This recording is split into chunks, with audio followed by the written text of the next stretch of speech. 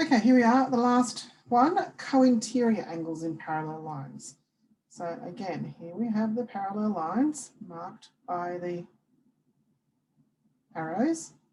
Now the cointerior angles are a little bit different.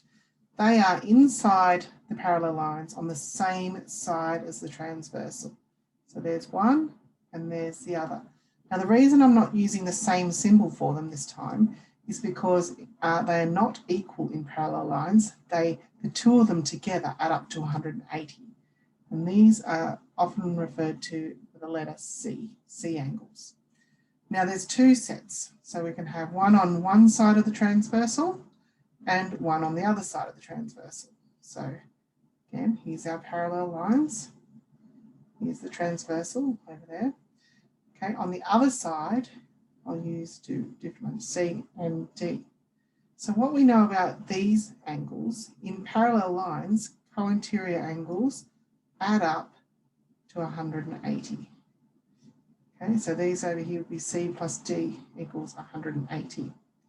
Now the word add up to 180, sorry, the term add up to 180 in maths has a name for it and it's supplementary. So cointerior angles in parallel lines are supplementary.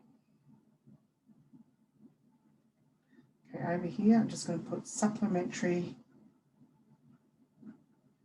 means adds up to 180 degrees. Okay, that's just a little side fact.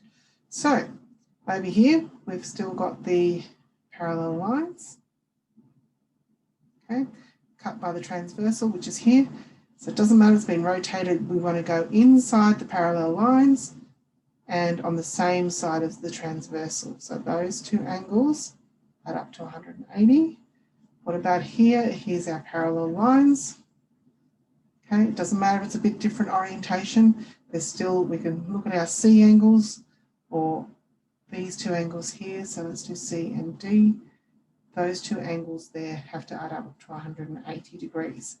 So it's not so easy to see over here, but they're not perpendicular over here, these lines. Sorry, they're not parallel. Those two angles, A plus B, do not add up to 180 degrees because they're not in parallel lines.